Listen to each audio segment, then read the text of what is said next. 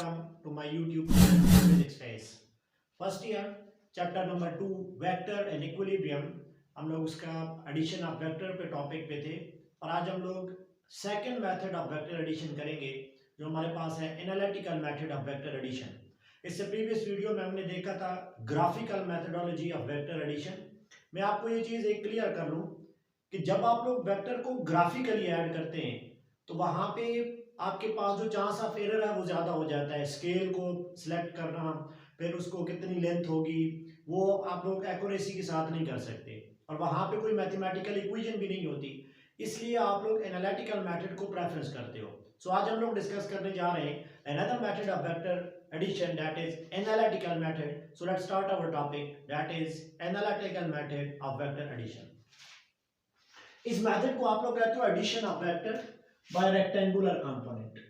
इसको आप लोग addition of vector by rectangular component भी कह रहे होते हो, बाय रेक्टेंगुलर कंपोनेंट मेथड। और ये टेबल भी आपके पास, इसमें कुछ इक्वेशंस होंगी जिससे आप लोग वेक्टर के रिजल्टेंट और उसकी मैग्नीट्यूड को फाइंड आउट कर सकते हैं। लेट करें आपके पास दो वेक्टर के बने तो कह रहा है कि आपके पास सपोज करें ये कोई वेक्टर ए आपके पास गिवन है और लेट करें आपके पास कोई ये वेक्टर गिवन है वेक्टर बी। इसकी मैग्नीट्यूड को थोड़ा ज्यादा कर लेते हैं ताकि आपको अच्छे से समझ आए। हम लोग इसको ऐड करने जा रहे हैं बाय रेक्टेंगुलर कंपोनेंट। ग्राफिकली हमने पिछली वीडियो में देखा था, आज हम लोग डिस्कशन करने जा रहे हैं addition of vector by rectangular component. तो सबसे पहले हम लोग क्या करेंगे, हम लोग टू डायमेंशनल केस में यहाँ पे एक्स और वाई एक्सिस ड्रा करते हैं। टू म्यूचुअली परपेंडिकुलर लाइन आपने पढ़ा था, ये एक्स और वाई एक्सिस होती हैं। वेक्टर नंबर ए को हम लोग यहाँ पे रख लें, ये vector number A as it is हमने रखा है। वेक्टर नंबर ए आपके पास आ गया, this is your vector number ए।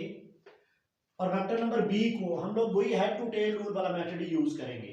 तो हेड टू टेल रूल क्या थी, वेक्टर बी की टेल को वेक्टर ए के हेड पे रखें और इसकी डायरेक्शन ऐसी ही रखनी है। तो ये आपके पास यहाँ पे कोई वेक्टर नंबर बी है, उसको आप लोगों ने ऐसे रख लिया है और यहाँ पे जो वेक्टर बी है वो इस कंपोनेंट के साथ आपका कोई एंगल बना रहा है। ये आपके पास इसकी डायमेंशन या एक्स एक्सिस वाई एक्सिस यहाँ पे बन रहे हैं। अब हम लोगों ने क्या करना है, रिजल्टेंट वेक्टर ड्रा करना है। लेकिन रिजल्टेंट वेक्टर ड्रा करने से पहले एनालिटिकल मेथड में हम इन दोनों वेक्टर के रिस्पेक्टिव कंपोनेंट्स ड्रा करेंगे। हम इनको रिजॉल्व करेंगे इनके कंपोनेंट्स में। तो पहले वेक्टर ए है, तो वेक्टर ए को जब हम लोग रिजॉल्व करेंगे इसके रिस्पेक्टिव कंपोनेंट में, तो वेक्टर ए का ये वाला कंपोनेंट कौन सा हो जाएगा, वेक्टर ए का वाई कंपोनेंट। लेट करें यहाँ पे जो आपके पास एंगल है वो θ1 है और ये जो वेक्टर बी एंगल बना रहा है ये आपके पास कौन सा बना रहा है, θ2 का बना रहा है। हमने वेक्टर ए को पहले रिजॉल्व किया, तो पहले ए को रिजॉल्व किया तो इसका परपेंडिकुलर कंपोनेंट कौन सा आ गया, ए वाई, और इसका x कंपोनेंट आपके पास कौन सा आ गया, हॉरिजॉन्टल कंपोनेंट। ये आपके पास आ जाएगा वेक्टर a का x कंपोनेंट। हमने पहले वेक्टर को रिजॉल्व कर दिया है इसके दो रिस्पेक्टिव कंपोनेंट में।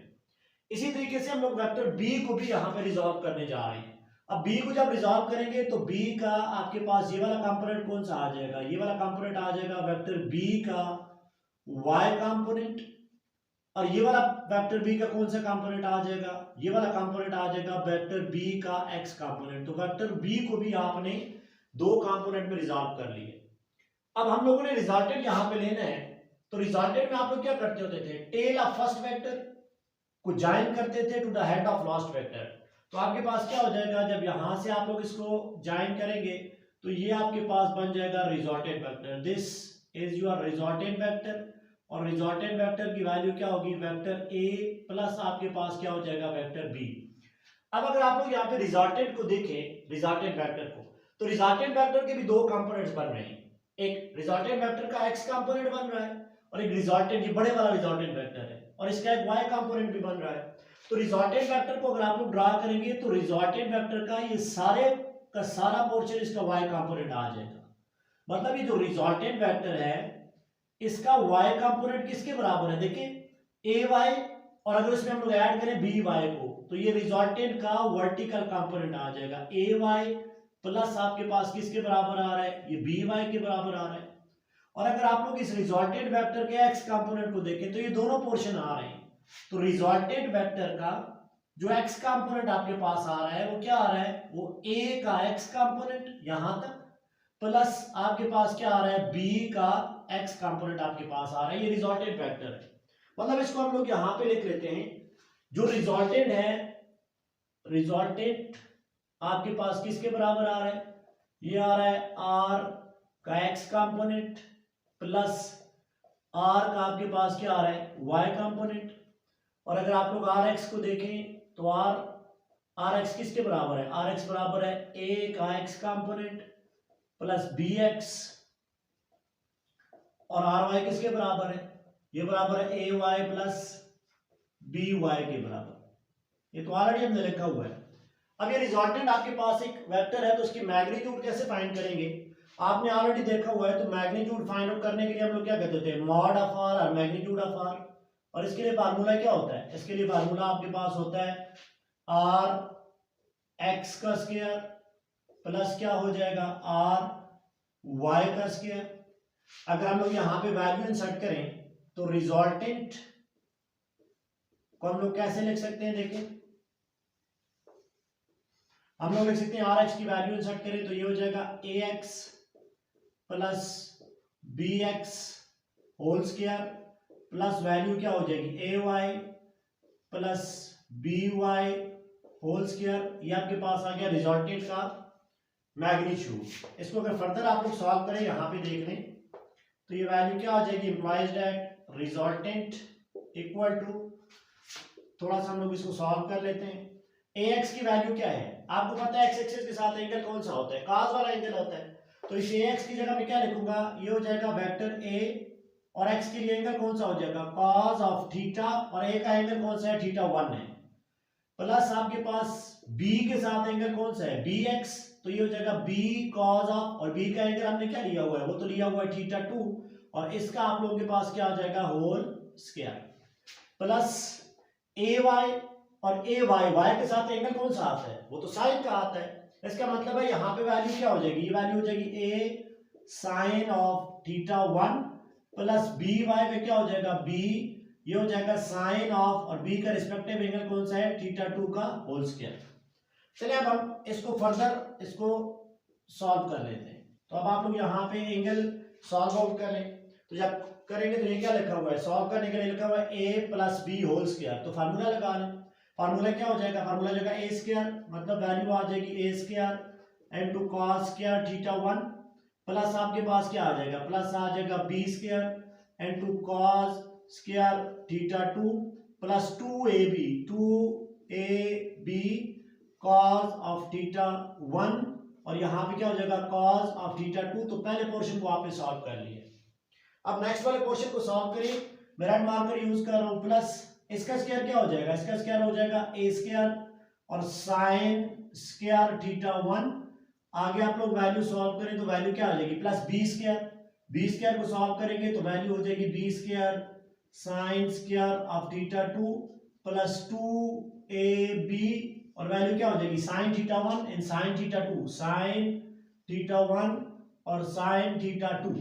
अभी आप लोगों ने इसको पूरा जो है वो सॉल्व कर लिया। अब यहाँ पे देखिए मैं डायरेक्ट इसको सॉल्व करूंगा। ये वैल्यू लिखी हुई है A square cos square theta 1, और यहाँ पे लिखा हुआ है A square sine square theta 1।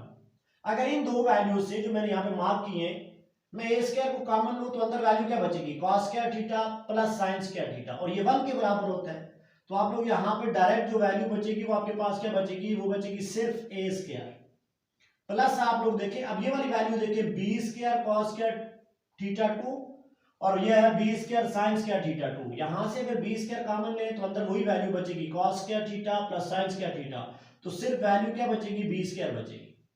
अब इन वैल्यू को देखिए, ये जिसपे मार्कर रखा हुआ है 2ab cos theta 1 cos theta 2 और plus 2ab sin theta 1 sin theta 2। तो अगर यहां से मैं 2ab को कॉमन लूं तो अंदर वैल्यू क्या बनती है, 2ab अंदर वैल्यू बनती है cos theta 1 cos theta 2 plus sign theta 1 sign theta 2। तो ये मैथ्स के रूल से ये फार्मूला बन रहा है cos alpha cos beta plus sine alpha sign beta. तो ये किस फार्मूला, ये कौन सा फार्मूला होता है, ये होता है, यहां पे मैं लिख भी देता हूं, अगर आपके पास वैल्यू हो cos alpha cos beta plus sine alpha sign beta, तो इसकी जगह आप लोग डायरेक्ट लिख लिया करें cos अल्फा माइनस बीटा। तो यहाँ पे अल्फा बीटा क्या है, वो तो थीटा 1 थीटा 2 है ना, तो आप लोग यहाँ पे लिखेंगे cos थीटा 1 माइनस क्या हो जाएगा थीटा 2। ये आपके पास रिजल्टेंट का एक फार्मूला आ जाएगा और यही फार्मूला आप लोगों ने याद रखना है। जब दोनों वेक्टर आपके डिफरेंट एंगल पे लाई करेंगे तो रिजल्टेंट का फार्मूला क्या आ गया, A square plus B square plus 2ab cos theta 1 minus theta 2। Theta 1 आपका यहाँ पे इस वेक्टर के साथ है और थीटा 2 आपके पास वेक्टर नंबर बी के साथ है। और अगर इसकी आप लोग डायरेक्शन देखें तो डायरेक्शन देखने के लिए हम लोग क्या यूज करते होते थे, फॉर डायरेक्शन आप लोग यूज करते थे टेंजेंट ऑफ थीटा। तो टेन थीटा इक्वल टू क्या होता है, R Y by R X, और आर वाई क्या है, वो है A Y plus B Y, और आर एक्स क्या है, वो है A x plus B X. अगर इसको मैं लिखूं यहां पे तो ये वैल्यू क्या हो जाएगी, ए वाई की वैल्यू क्या है, ये आपके पास है A sine of theta 1 plus क्या हो जाएगा बी वाई, तो ये हो जाएगा B sine of theta 2 divided by आपके पास क्या हो जाएगा A cos of theta 1 plus B x क्या हो जाएगा बी साइन ऑफ, सॉरी ये भी कॉस के साथ होगा, एक्स है, तो ये हो जाएगा cos of theta 2। So this will give you the value of your tangent alpha. ये स्टूडेंट्स नोट कर लें, इस फार्मूले को आपने याद रखना है। अगर दोनों वेक्टर्स आपके पास डिफरेंट एंगल पे लाई कर रहे हैं तो रिजल्टेंट की वैल्यू क्या आ रही है, रिजल्टेंट की वैल्यू आ रही है A square plus B square plus 2ab cos theta 1 minus theta 2, और जो आपके पास एंगल की वैल्यू आ रही है डायरेक्शन वो क्या आ रही है a sin theta 1 plus b sin theta 2, और आपके पास divide by a cos theta 1 plus b cos theta 2। इसमें एक और चीज आप लोग देख लें, अगर आपके पास कोई दो वेक्टर ऐसे हो जिसमें पहला वेक्टर एक्स एक्सिस पे लाया कर रहा है, लेट करें आपके पास जो वेक्टर ए है वो ऐसे लाया कर रहा है, ये आपके पास है कोई वेक्टर ए और यहां पे आपके पास कोई वेक्टर बी लाया कर रहा है। सपोज करें ये वैल्यू अब आपके पास है, ये मैंने टेल टू टेल रूल से वैल्यू लिखी हुई है और वहां पे हमने हेड टू टेल रूल से लिखी हुई है, मतलब इसका एंगल जो है वो 0 डिग्री पे है और ये वाला जो दरमियान में एंगल है ये कोई एंगल थीटा है।